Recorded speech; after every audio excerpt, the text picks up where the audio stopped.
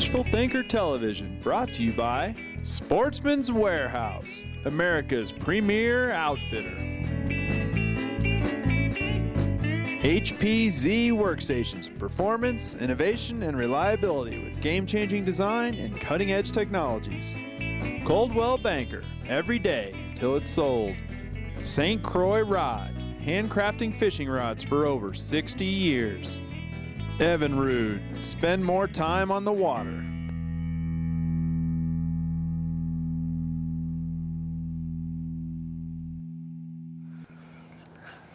Good morning, welcome to Fishful Thinker. Thanks for joining us this morning. We're on famed Antero Reservoir here in South Park, Colorado. No cartoons in South Park today though. We're here looking for some serious trout. Big giant rainbows, big cut bows, big brown trout. We've got the conventional tackle out, we're out in the bass boat, and we're gonna go power fishing for trout. Bottom line, there's big trout in here, they're predators. We got a nice calm midsummer day here. We're gonna see about catching some of these big trout for you. Should be a good show, get comfortable. Show you some of the biggest trout you've seen in a while.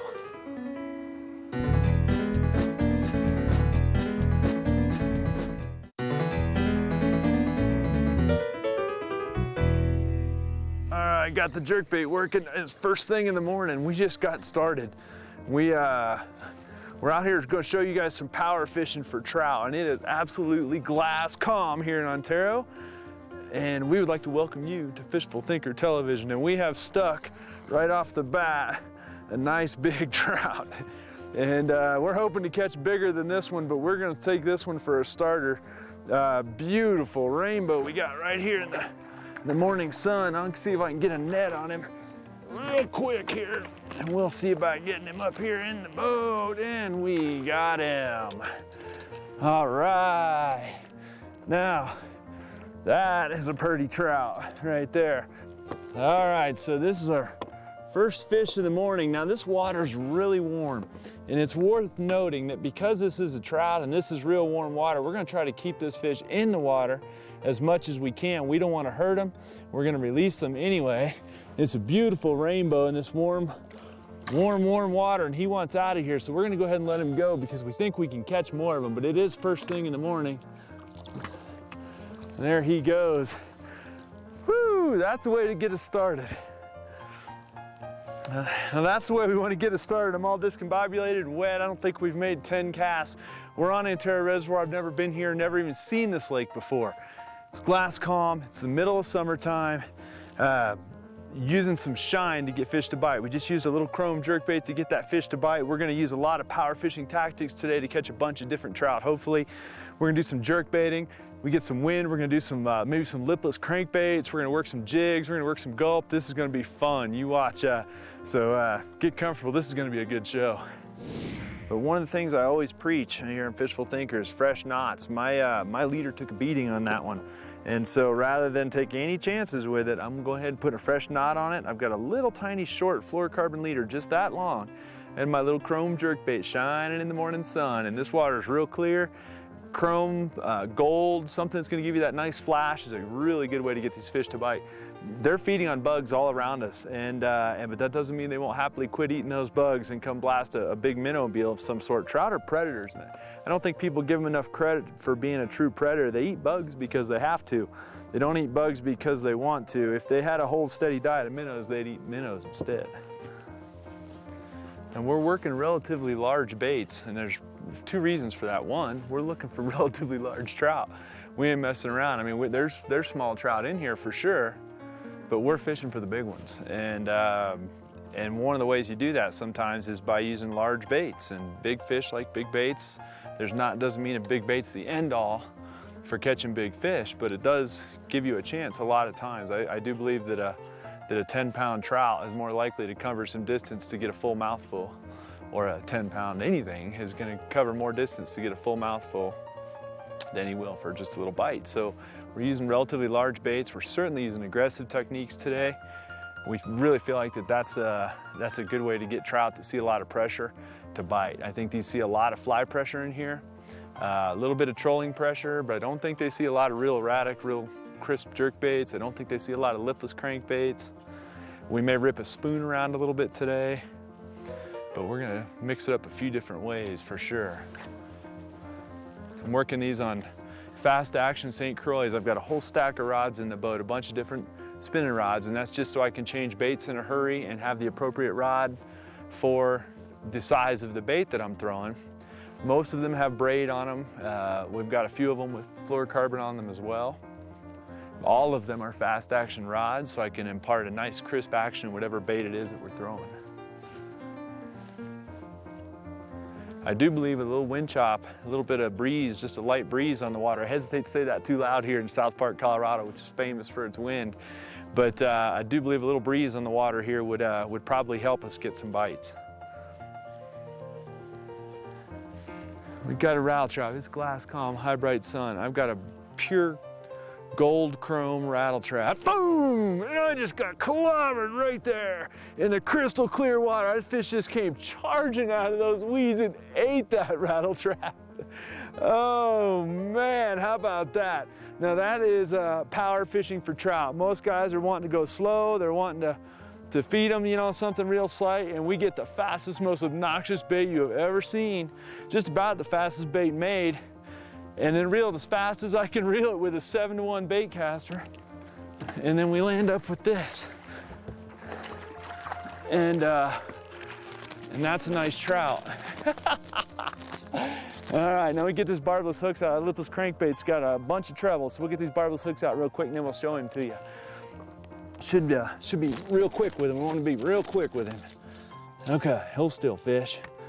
All right, we're gonna let that fish get some air in the net here and we can talk a little bit. Now, most folks would tell you that in, you know, this high bright sun like this, you gotta slow down or whatever.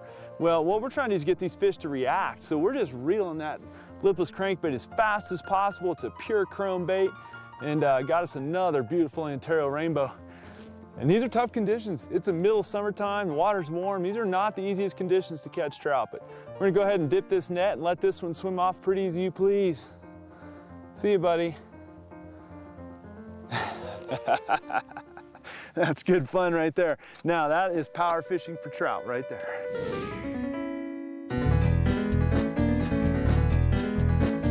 Here at Fishful Thinker, we're really lucky to have the support of Crowley Marine in Denver, Colorado to make sure that our Evinrude E-Tech stays sharp and running and our Ranger boat is ready to go at all times. Joining me right here, Mr. Brent Henry, 16-year master Evinrude tech here at Crowley Marine in Denver. Brent, what are some reasons that consumers should consider Crowley Marine in their boating needs? Crowley Marine, we've been here 40 years. We have a full line dealership here. We sell boats, we have a service shop, and we also have a online parts store as well. Why now more than ever is the Evinrude E-Tech a great choice for anglers? First of all, is the new 300-hour no maintenance. Definitely saves on maintenance down the road. So. 300 hours without maintenance. I believe they also back that up with 3 years. So 300 hours without maintenance keeps you on the water longer. It probably keeps your repair costs down as well. Absolutely. Now, how about fuel economy? Everyone's concerned. Gas is expensive. It's not the greatest economy in the world. How's the Evinrude E-Tech compare in fuel economy with other outboards? It actually compares equal with any outboard out there, but it definitely is much greater than the older outboards as well. So it's direct injection today. So direct injection means that if you've got an old outboard, it's a smoky, nasty mess sometimes, and it may not want to idle, and it probably burns a lot of fuel. This sucker does none of that. Now, tell me a little bit about the emissions of this Evinrude E-Tech. The emissions right now is at a 3-star rated motor.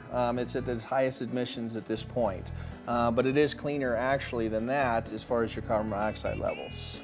Very low carbon monoxide. It's the only motor that you can legally run indoors at the boat shows. Yes. Now, the important part of this is performance. How about the torque and performance of this outboard motor? The torque is wonderful on an E-Tech outboard engine. Also, you have less weight than a lot of competitors out there as well. So you gain the horsepower, you got the torque, it's all there.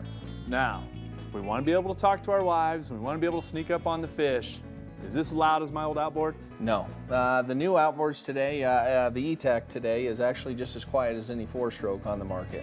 There you go. It's inexpensive to run, it's got low fuel consumption, it's got excellent maintenance costs, it's quiet, and it performs. Absolutely. Brent, Thanks very much for taking time out of your day here at Crowley Marine to inform us on the great things going on at Evinrude E-Tech. Most importantly, these guys love to fish. So if you're an angler and you're in the Denver area or you need parts outside the Denver area, consider Crowley Marine for all your boating needs.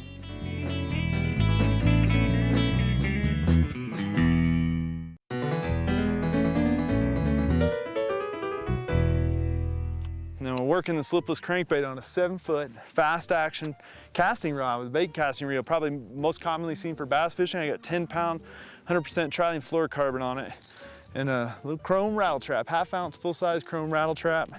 Got real good hooks on it, took the barbs off. Throw a little bit deeper on this side.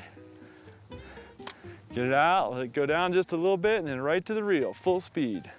You feel it hit some weeds, just rip it out of there. This is definitely not something we want to give them a look at. I have a couple more weeds on that one. And you're gonna be snagging some of those, that's part of the deal, but the fish are in those weeds. Come here, bait. Fish are inside those weeds, so by ripping that bait through those weeds, just like you would if you were bass fishing, in the South, that's very common. You go to a place like Sam Rayburn in Texas, and they're famous for ripping rattle traps through the weeds, or Gunnersville. Well, guess what?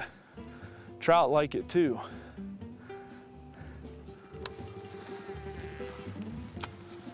And casting tackle is perfect in this instance. I know you don't see a lot of guys that throw casting tackle for trout, but in this instance, it's really the best tool for the job. Throwing a bait like this, it's a 1/2 ounce bait. I've got a 10-pound fluorocarbon, so it's relatively heavy tackle, which is good because this water's warm. If I hang one of these big fish, it'd be nice to get him to the boat without having to really nurse him. I think that would be important to the health of the fish in this case, being that we're fishing here in mid-July. Or late July. Oh, buddy, we got another one to eat that lipless crankbait, and he is uptight about it.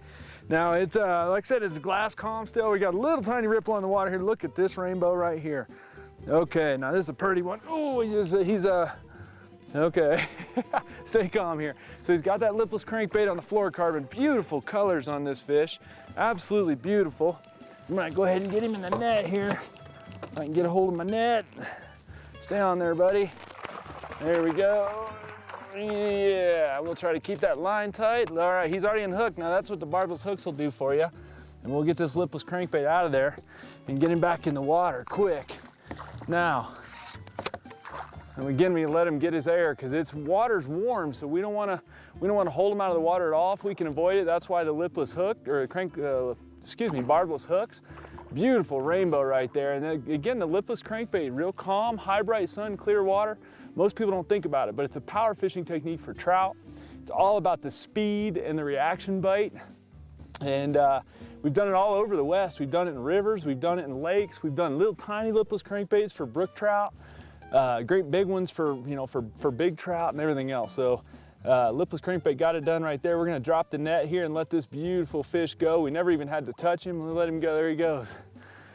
Never even had to touch him with our hands. That's the way you get him back in the water without hurting them. You could keep fish here at this lake. Certainly if we had one that was deep hooked or something, we'd take it home and eat it. But we're gonna try to let him go. Beautiful fish. Now while we're out here, it looks like we're out here just in the middle of the lake, and to some degree we are. Notice everyone around is also fishing very much middle lake, and what it's all about is the depth range. It's about these weed beds that are in the right depth range. We've got these tall, wispy weeds that grow from the bottom up, and so what we're looking for is the depth range that we're seeing the best activity, and then we'll just focus on that range. Since trout are pelagic and they roam, they'll just roam areas.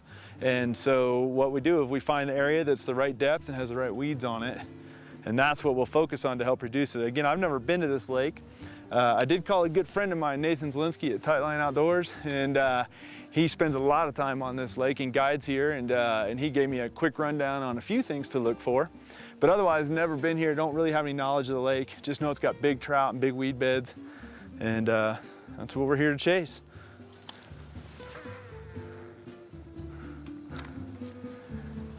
And with this bait and the way we're fishing, it's just a matter of covering a lot of water and getting reaction strike from a certain percentage of the fish, just being in the right area. It's not about being on a real distinct spot. I'm definitely watching for holes in the weeds, high spots in the weeds. Anything that's a change up in the weed lines we're looking for.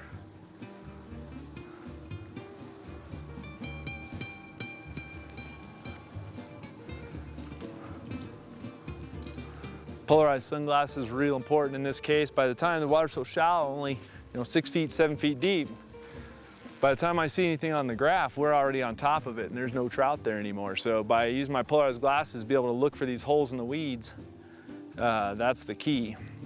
In this particular case, I have blue mirrored polarized glasses on, and the reason is it's a very bright sun today, and blue mirror does a great job of blocking a lot of those reflective rays. Generally, as an all-purpose lens, I use a green mirror lens because it's amber based and it has a little bit better light gathering capability or light transmission, yet still blocks a lot of the glare. We're burning up water here, just going in circles, chasing fish around on this wide open flat. And we got another one hung here, and they've been, let me get this net wet and we'll swing them in there. All right. Woo, okay. Now let me get that lipless crankbait out of him right away. We've got a little cutthroat here, it looks like. I'm gonna be real quick about getting this bait out of him. Hey, easy. The bait is barbless, like I keep saying, and I always do that with trout. Just because trout can be a handful. We'll get this bait out of the net and I'll show him to you guys. Now there's a beautiful example of a cutthroat trout. We caught that one on the same lipless crankbait, and you just saw us a second ago. We got him unhooked there with the barbless bait. And with the warm water, again, we don't want to handle the fish too much, but you can see just beautiful cutthroat, second species of the day. I'm going to go ahead and roll him out of here and let him go.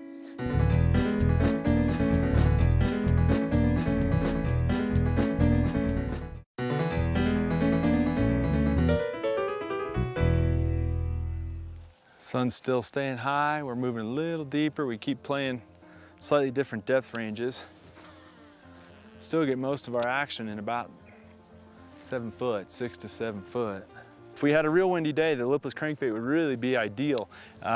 If it got windy out, the wind chop would cut a bunch of the light penetration. So what you'd have is a lot less glare down into the water. And fish don't have eyelids, and they're not especially comfortable out in bright sun, in relatively clear water like we're dealing with right here. So the wind chop would definitely help with light penetration. The other thing it would do is it would break up the surface and make some noise, and kind of a masking noise to mask the noise of the boats and potentially a little bit of the noise of the bait. We might get a little bit more of a surprise effect if we had a windy day out with our lipless crankbait. The whole deal with this snap jigging, got an 1/8 ounce jig head and a 3-inch gulp minnow on it. And the whole deal with the snap jigging is, if you notice, I pop the bait up off the bottom and then I flop it down. I pop it up off the bottom, and what they're gonna do is they're gonna hit it when it rolls at the top. When the jig rolls right at the top of its hop, that's when they'll hit it, or as it drops back down. We're in about 6.5 or 7 feet of water right here, and this little 1/8 ounce jig, and the bait's real hydrodynamic, so it dives quick. So I let it go down, watching it on the drop, that's when they're most likely to bite it, and then I'll pop it. And then we're just, again, not really ever letting the bait sit still, just like all day with all the baits. We're not giving them too much time to look at it, just popping it along. Now that we're snap jigging, we're on a spinning rod, but we've still got a very fast action rod, real crisp action. I've only got 6-pound fluorocarbon. I've got the drag set for the fluorocarbon, of course, for the 6-pound, but we've still got the real fast action rod for sensitivity and to make the bait real erratic. It makes the bait move real crisp. This particular rod has got titanium guides on it, exceptionally light. Legend Extreme St. Croix. Very, very lively rod. Even more lively with a 5-pound rainbow hook to it. So we got a little cloud cover, and we went to snap jigging with the 3-inch gulp minnow. And we got on an 1/8 ounce jig head and 6-pound test. Oh, and he's off. Oh, that was a big one too. Oh man, that's terrible. Well, little 3-inch gulp minnow. Just snapping it right here, no problem. We'll see if we can get another one to bite it right quick, but big fish eat little fish, and that was a big fish right there. Oh, that hurts. All right. All you can do is keep throwing. Well, I can tell you one thing. Our time on this episode of Fishful Thinker is being cut short by the weather here. Hoping we'd hold out and get some weather and and get a monster here right at the end of the day. Hasn't happened just that way yet. It looks like the weather's trying to come in on us, but what we're not gonna do is get caught in that lightning storm at 9,000 whatever feet in elevation. I don't think the lightning is a good idea at any elevation, much less way up here. So we will be making our way to the tundra. We're getting down right here to the end. We got this storm rolling in on us. And we thought we'll hang out here just a little bit until we see what this storm's gonna do and then get out of here. And sure enough, the lipless crankbait comes through again. That fish is all kinds of fired up now. We're gonna let him burn out a little bit out there. You can hear that lipless bait rattling. That's a beautiful rainbow right there. All right, buddy. Come on over here, buddy. Come on. I think that's probably enough thrashing out of you. All right. All right, that's what we're trying to catch right there. That's a purty one. I'll get him unhooked real quick. Beautiful, beautiful size on these rainbows here. And beautiful fish. And then they love the lipless crankbait. We've had a little bit of rough outing getting some of them to bite, but we have got them to bite. And this one looks like a real pretty fish in the afternoon sun there in the net. I think I'm gonna go ahead and let him roll on out of here. And we'll see how he does. See you, buddy. That's beautiful, that's beautiful. Well, I think you can see the weather coming. I think that's gonna do it for us here at Fishful Thinker today. Hopefully you've seen some things that make you think outside the box when it comes to trout fishing, little power fishing, lipless crankbaits, big jerk baits, working the snap jig, lots of good stuff like that. So trout fishing isn't just for spinners, flies, and spoons. So hopefully you've enjoyed the show. We appreciate you watching, and we'll see you next week here on Fishful Thinker. And always use good sharp hooks so that when you bury them in your palm, they go in with the least amount of effort. There's one right there. And that one just, and he came off. Oh, here he's on it. Oh.